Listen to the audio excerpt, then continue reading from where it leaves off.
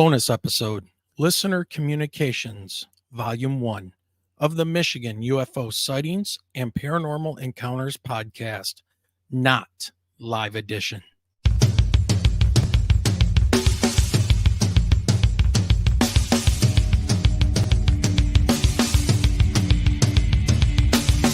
Welcome to the Michigan UFO Sightings and Paranormal Encounters podcast, where we explore the unexplained and mysterious phenomena that have occurred throughout the state of Michigan and beyond. From UFO sightings to ghostly encounters, we delve deep into the stories, the evidence, and the theories behind these strange events. We are your hosts. I'm Michelle. And I'm Wayne. We are an educator duo that after an encounter with a triangular UFO in 2018 in Michigan, we decided to investigate UFOs and the paranormal. In this podcast, we will be speaking with eyewitnesses, experts, and researchers to uncover the truth about some of the most intriguing cases of paranormal activity in and around Michigan. Our goal is not to convince anyone of the existence of these phenomena, but rather to provide a platform for discussion and exploration. So, buckle up and join us on this journey down the paranormal rabbit hole. On an escalator.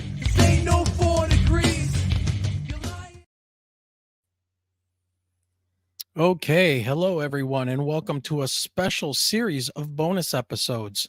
These episodes are going to be composed of listener emails and stories.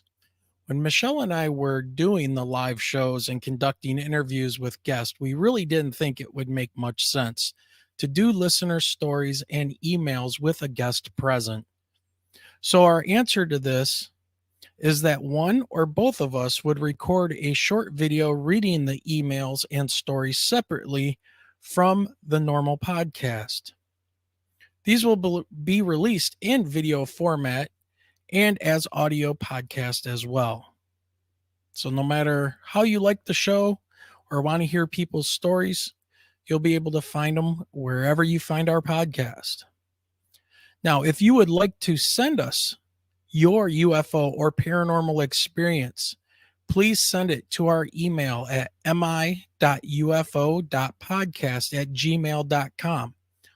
Also, please include that we have your permission to read it on our podcast, as well as changing any names to protect the identities of the people in the story. All right. So hopefully everybody's ready. And let's kick back for a minute and enjoy two of our listeners' stories. The first one comes from a listener that goes by the name of Randy, and he sent this in on our Facebook group. He writes, I had an encounter with a huge UFO April before last. So I'm guessing he means April of 2022. That was very close encounter, being the craft was near me, only about 100 yards above me and my dog.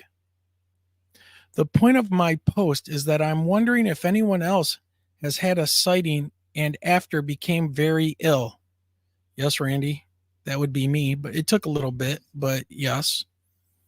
I contracted 3 different types of cancer in the following January. He says he contracted colon cancer, throat cancer, and a form of blood cancer. I didn't get abducted as far as I know, because I remember standing there with my American bulldog who is afraid of nothing, and he laid down in submission and all of his fur was standing up and he made no noise. I had to make sure he was still breathing. Jeez, it sounds like they knocked out the dog. It took me almost an hour to get him to stand back up and come with me, and he is my service dog trained by the military, and he follows every command I give him to the letter. But this time it was like he was in a trance or something. Now, being a meditation advocate to improve mental and physical health, I am now only getting geometric patterns when I am in full meditation. Some are mandalas. Some are electronic or electrical schematics, but they are as clear as if they are right in front of my eyes while they are closed. I'm just wondering if any of this could be connected. I need help.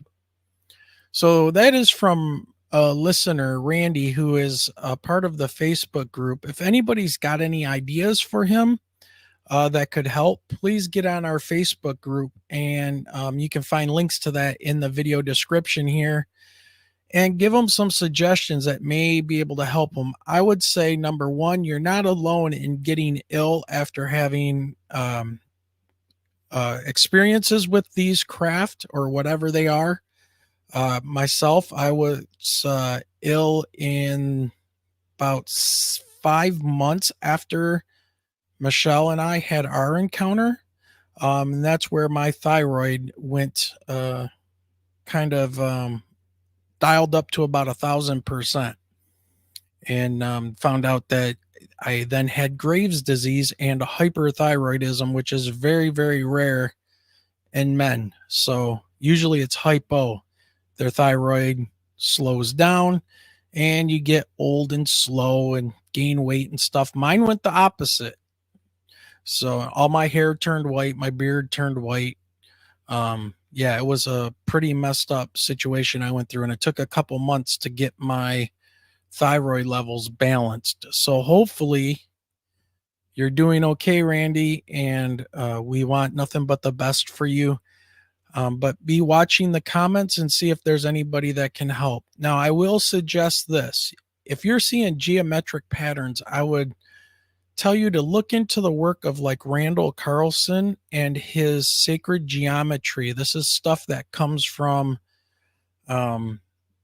ancient builders and their understanding of the universe, and basically modeling things on the planet from the movements of stars and the way the universe works. They were very knowledgeable in those things and incorporated a lot of that geometry into their buildings.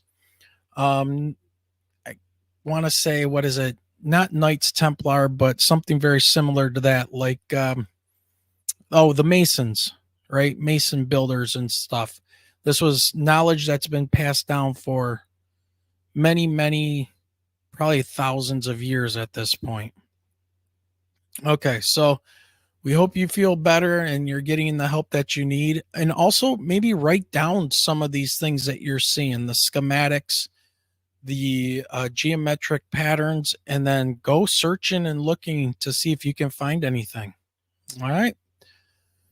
So thank you, Randy, for sending that in. We wish you all the best. And let's move on to our next and final story. Okay. This one, I am not sure who sent this in. There's no name associated with it. And since they did, I have the email, but since they didn't put their name on it, I'm not going to read their name from the email. So this says, "Hi, I was just listening to the account of your sighting on the Micah Hanks program and thought I would share with you my own Black Triangle sighting from November of 2016. Ooh, this is good. On November 22nd, 2016, my girlfriend had a GRE test. The testing center was in Brookfield, Wisconsin, a suburb of Milwaukee. I drove her to the testing place and went to a coffee shop to read until she was done. When her test was done, it was around 5:30 or 6 p.m. The sun was already going down. I looked up to verify the sunset was at 4:28 p.m. that day. Sounds about right. It's November. We started driving back toward Madison, Wisconsin on Highway 94. We had only gone about 5 or 7 miles down the highway.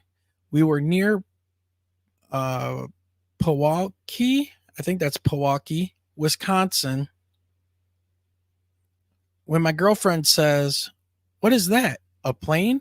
She points off the road in front of us. When I first looked, we were pretty far away. I said, "Yeah, probably." It looked a little unusual, though, because I was only seeing red lights, not the blinking red and green airplanes usually have. I kept looking and then said, I don't know. I don't know what that is. Maybe it's like 3 radio towers with lights on them or something. And it just looks weird from this angle. I was trying to find a logical explanation for this, and when we were still a pretty far away from it, then a bright white spotlight turned on for a second from the middle of the 3 red lights, and it moved around like it was looking for something below, but only for a second. Reacting to it, I said, That's weird. I've never seen a plane turn on a spotlight like that before. It isn't a helicopter. Is it a blimp? I was desperately trying to come up with a normal explanation. It obviously wasn't a blimp. As we got closer to it, I realized how close it really was to the ground, probably like 50 to 75 feet up, and how big it really was, maybe 100 feet wide. And we could clearly see that it was a black triangular craft with 3 red lights, one on each corner. When we had first seen it and thought it might be a plane, I thought it was moving, expected it to be moving. But as we got close, I realized it was hovering. And I'm just going to interject here and say that's what we thought when we saw our triangle at first. I thought it was a plane that was moving, and it was moving straight toward us. Come to find out, it was moving so slow that it might as well have been hovering. Now back to his story. It was just off the side of the freeway, hovering above this group of trees not far from the road. When we were at our closest distance, maybe like 300 feet away, could be less, I would have to measure it, I became more and more freaked out and was saying, What the F is just hovering? It's just hovering. What the F is that? Somehow I didn't think to tell her to take a picture. You know what? That is a common thing. When we had our experience, I was driving, so I was thinking just get out of there and then receive that message of you don't belong here, get away. And I wasn't worried about a phone. And Michelle was kind of focused in on it as well, like looking at it, putting the window down to see if she could hear anything. But we didn't think about grabbing a phone. And honestly, taking a picture at 2:30 in the morning with the way the lights were probably would not have turned out anything anyways. So somehow I didn't tell her to take a picture. I didn't stop at all to look at it. I just felt I wanted to get out of there. This puzzles me because I would think I would be excited or stop to take a picture, but I froze up and just wanted to get away from there. Yep, sounds about right. It was only a few minutes later that it was like I snapped out of it. Sorry, let me try that again. It was only a few minutes later that it was like I snapped out of it and said, Hey, wait, why didn't we stop and take a picture? That was obviously a UFO. I mean, it could have been military, but it was huge and just hovering there. Why didn't we stop?